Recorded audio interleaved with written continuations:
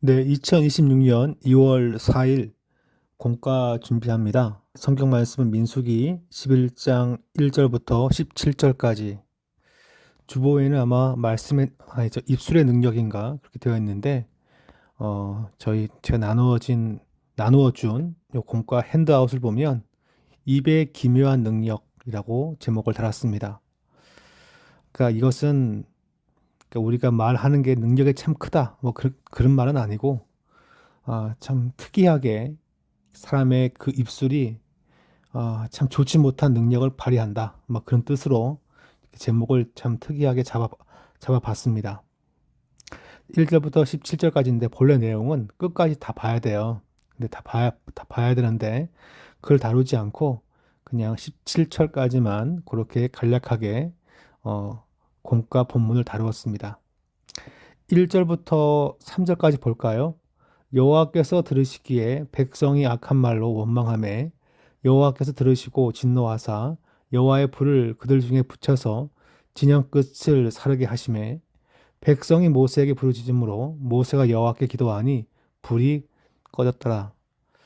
그곳 이름을 다베라라 불렀으니 이는 여호와의 불이 그들 중에 붙은 까닭이었더라. 지금 여기 보시면 백성들이 악한 말로 뭘 했습니까? 원망을 하였습니다. 하나님은 이에 대하여 불을 내리시고 어떤 진영 끝을 불사르게 만드시죠. 그러니까 아마 자연재앙 같은 것들이 발생된 것인데 그 원인이 바로 하나님께 원망하였음을 얘기합니다. 모세가 기도하니까 불이 꺼졌습니다. 뭐 천만다행이긴 한데 여호와께서 그 가운데 불을 붙였다는 것을 이 말씀에서 강조합니다. 다시 공과로 돌아왔을 때 1번 보시면 자, 무엇은 마음에 뭘 지른다 라고 써놨죠. 그죠? 원망이에요, 원망. 원망은 마음에 불을 지른다. 한 명이 원망하면 옆에 사람도 원망하고 내가 원망하면 옆 사람의 마음에 불을 지르게끔 되어 있습니다. 그러니까 이스라엘 백성이 한꺼번에 원망한 것이 아니라 몇 명이 원망하다가 다 퍼지는 거죠. 그러므로 원망이 대한 이게 참 입술을 가지고 하나님을 찬송해야 되는데 원망을 해버리면 결말이 극단적으로 됩니다.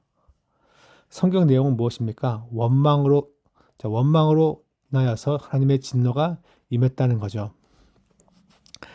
제가 빈칸을 많이 했는데 빈칸을 다 띄워놓으니까 여러분이 수요예배 때 이 답 쓰는데 상당히 신경이 많이 쓰입니다. 그래가지고 말씀에 집중을 많이 못하는 것 같아가지고 이렇게 괄호만 쳐놓고 이제 답을 제가 써놨어요. 근데 이렇게 괄호 쳐놓은 것은 상당히 중요하다는 거죠. 그렇게 염두에 두고서 이 빈칸만 채우시면 좋을 것 같습니다. 하나님은 성도의 불평을 뭐합니까? 가볍게 여기지 않으신다.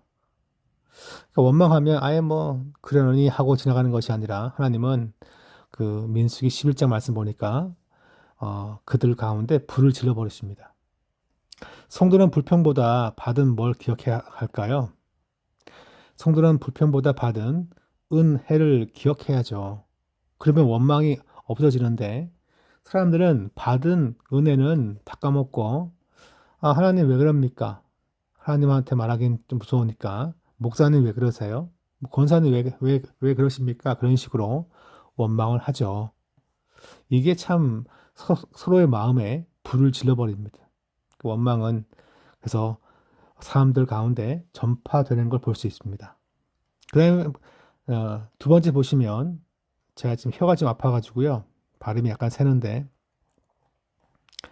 그들 중에 섞여 사는 다른 인종들이 탐욕을 품음에 이스라엘 자손도 다시 울며 이르되 누가 우리에게 고기를 주어 먹게 하랴.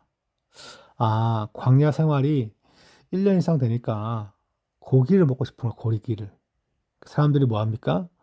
아유, 우리가 이 광야에서 만나만 먹는구나. 참 사람들이 답답한 거예요. 우리가 애굽에 있을 때에는 값없이 생선과 오이와 참외와 부추와 파, 마늘 먹은 것이 생각나거니 정말 공짜로 먹었을까요? 공짜라기보다는 쉽게 먹었다 그 얘기겠죠.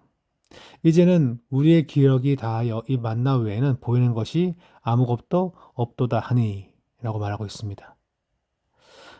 이 사람들의 원망은 무엇이었습니까?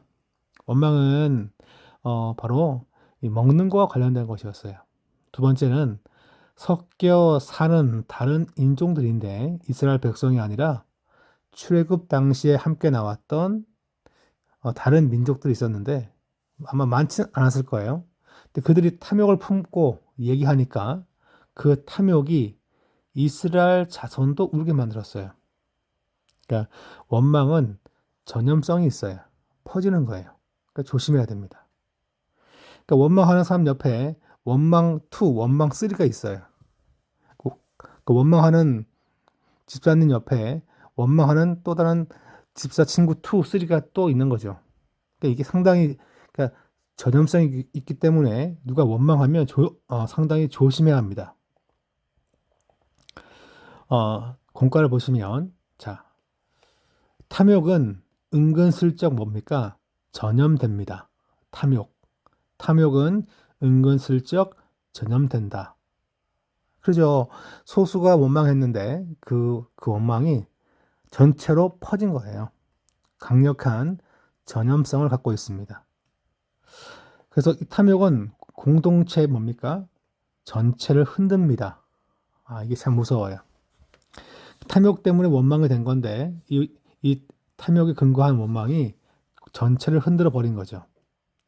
근데 어떤 거는 정말 필요한 게 있죠. 그죠, 여러분? 살다 보면 저건 꼭 사야 돼. 그런 게 있어요. 근데 남이 봤을 때는 그렇게 인정하지 않고 저거는 꼭 사야 되는 건 아니고 저분이 갖고 싶어 하는 거야. 가령 비싼 차가 필요한데 남이 봤을 땐 저 차는 필요하지 않은데 본인은 필요한 거예요. 평수가 넓은 아파트가 필요한데 본인은 필요하다고 말하지만 남이 봤을 때 필요하지 않은 아파트일 수도 있겠죠. 저 가방은 남이 봤을 때 필요하지 아니한데 본인은 꼭 필요하대요. 상당히 우리가 이걸 조심해야 돼요. 자, 그러면 하나님은 어떤 분인가? 성도의 필요를 채우시고 탐욕을 허락하지 않으신다. 필요한 건 채워주십니다. 근데 탐욕은 뭡니까? 허락하지 않고 하나님은 불로 심판하신 거죠. 그러니까 이제 어떤 사람은 저게 나한테 꼭 필요한 거예요. 말하는데 정말 정직하게 그런 건지 본인의 탐욕인지 물어볼 필요가 있습니다. 성도는 필요와 탐욕을 분별하고 절제해야 한다. 분별. 이게 너무 주관적이라 사람들은 갖고 싶은 거를 저건 필수적이야. 꼭 가져야 돼. 그런 식으로 말하는데 다른 성도나 하나님 보셨을 때는 그건 탐욕이야 임마. 그런 것도 많을 거예요. 이걸 뭐 해야 할까요? 분별해야 합니다. 깨어서 기도하면서 말씀을 따라 분별해야 되는데 안 그러면 뭡니까? 탐욕이 원망이 되고 원망이 불심판을 불러일으킵니다. 자, 그러면 7절부터 9절까지가 있죠. 말씀을 보겠습니다. 만나는 가시와 같고 모양은 진주와 같은 것이라. 만나는 씨앗 모양이구나. 그러니까 씨앗을 뭐가 품고 있는 거예요. 저도 가시를 잘 모르지만 이렇게 씨앗이 있고 주변에 털 같은 게 있거든요. 그런 모양이에요. 백성이 두루 다니며 그것을 거두어 맷돌에 갈기도 하며 절구에 찢기도 하고 이걸 맷돌에 갈기도 한다. 그리고 절구에 찧어서 찐득하게 만드나 봐요. 가마에 삶기도 하고 과자를 만들었으니 아마 녹말 전분같이 만든 것 같아요. 그 맛이 기름 섞은 과자 맛 같았더라.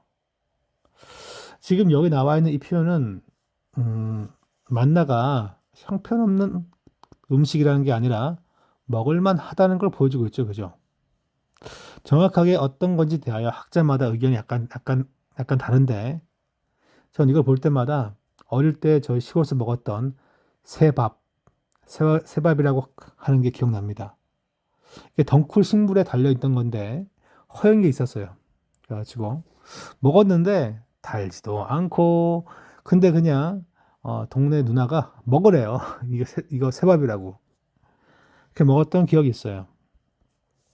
근데 그냥 씹혀도 그냥 씹히고 그냥 속으로 잘 들어가요. 들어가는데 어릴 땐 되게 생소했어요. 항상 이 만나를 볼 때마다 어릴 때 동네에서 봤던 동네 이것도 흔하지 않고 귀했는데 이런 이제 과수원 그런 데 울타리에 보면 이게 달려 있었어요. 새밥을 먹었던 기억이 나는데 아마 여러분 서울 사신 분들은 제가 말하는 게 뭔가 아마 잘 모르실 거예요. 자, 이 얘기는 뭐냐니까 만나가 먹기 아주 고약한 음식이라기보다는 먹을만 했다. 그 얘기를 말하고 있습니다.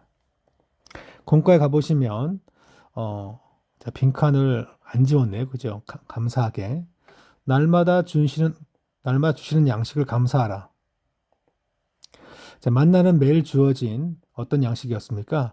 먹을 만한 양식이었다는 거예요.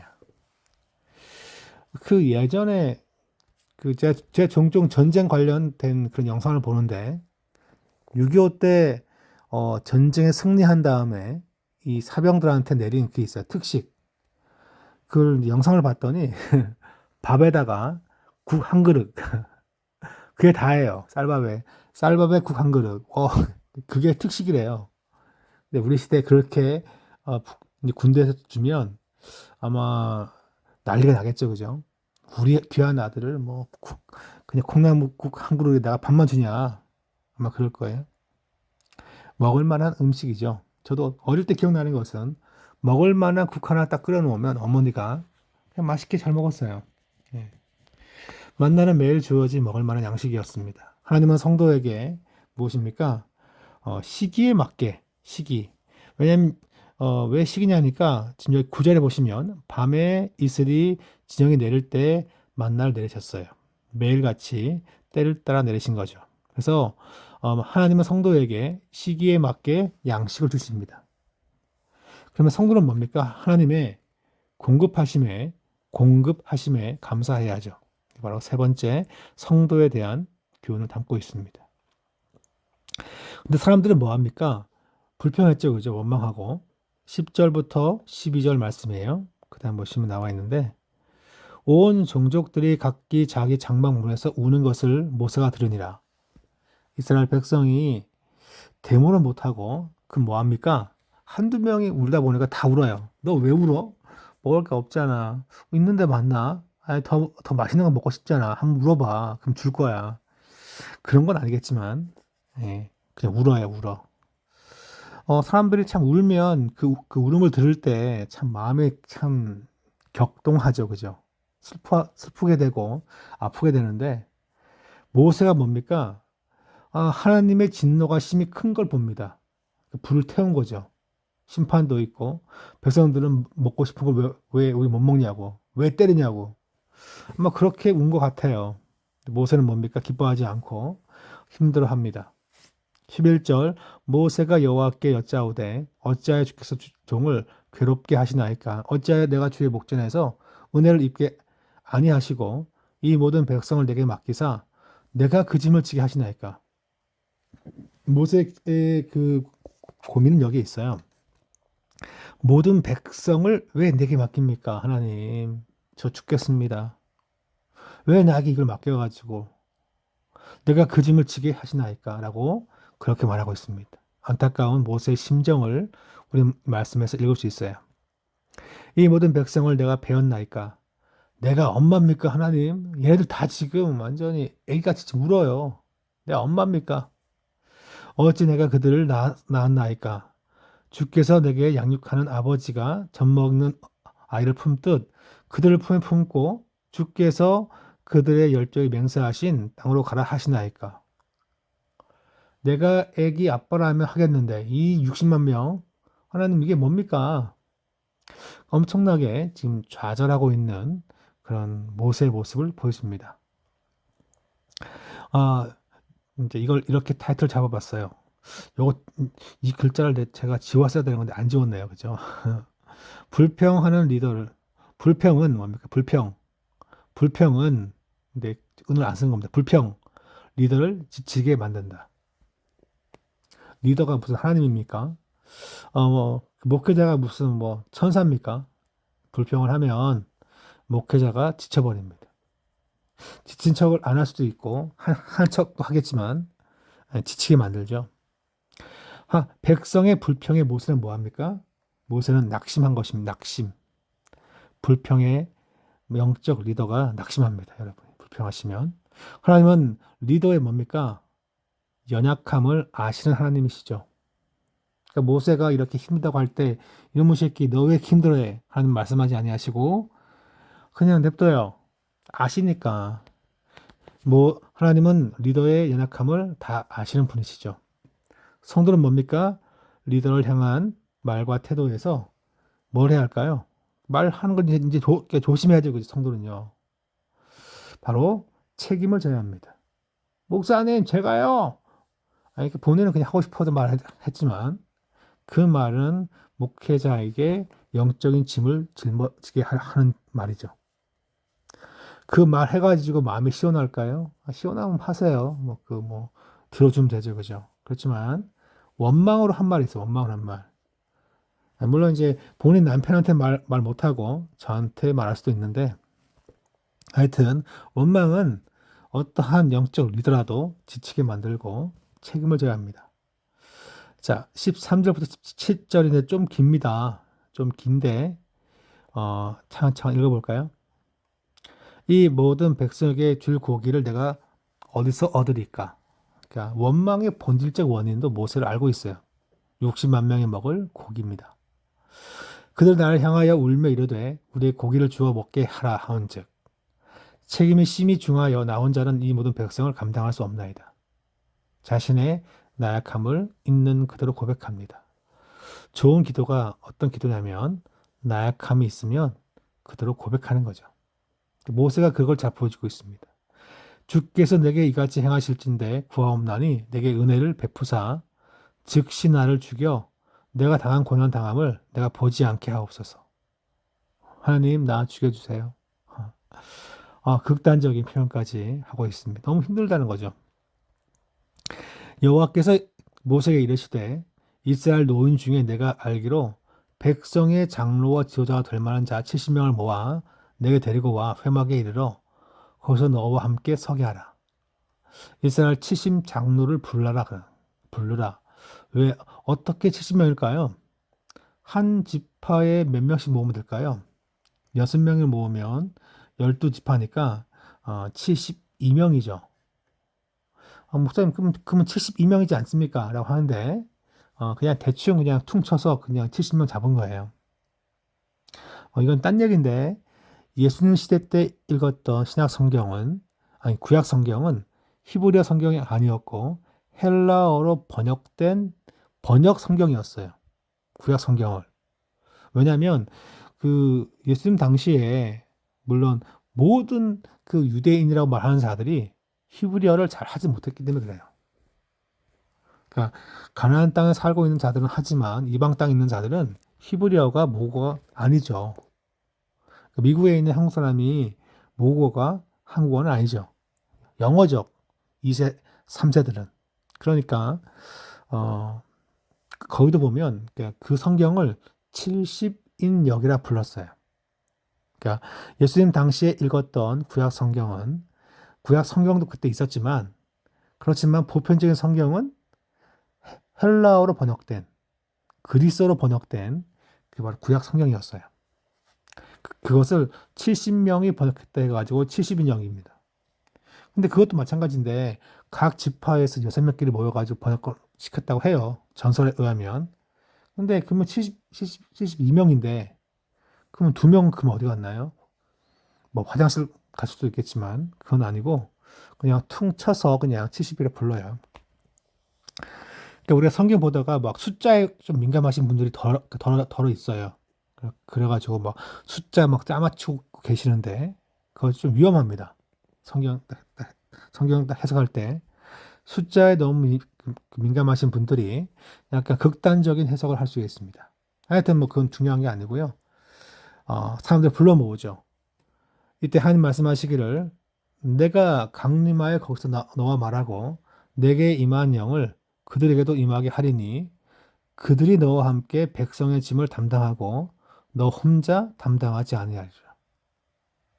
하나님은 그래서 모세한테 주신 말씀을 하니까 70인의 나이 많고 덕망 있는 자를 불러라. 내가 그들한테 영적인 뭡니까? 짐을 맡기리라. 그 얘기죠. 그러니까 백성의 원망은 그들이 원망을 멈추는 게 답이에요.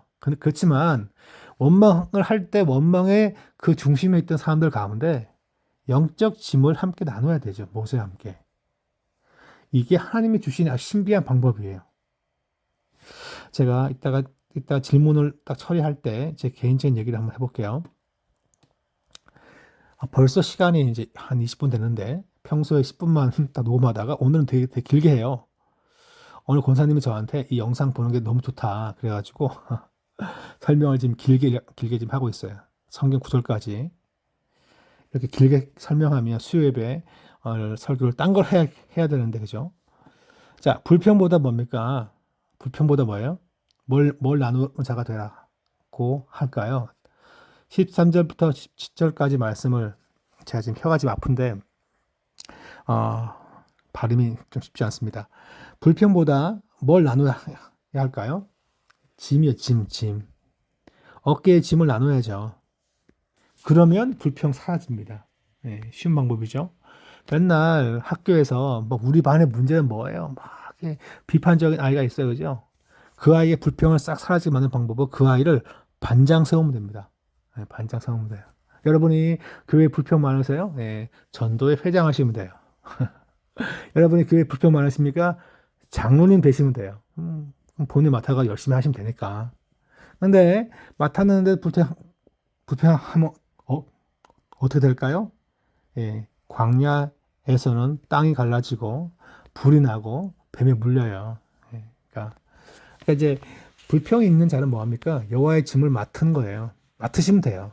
그러면 그것이 어떻게 보면 불평을 사그라뜨리는 가장 실질적이고 하나님이 세우신 방법이죠. 자, 그게 이제 이번 공과의 키포인트입니다.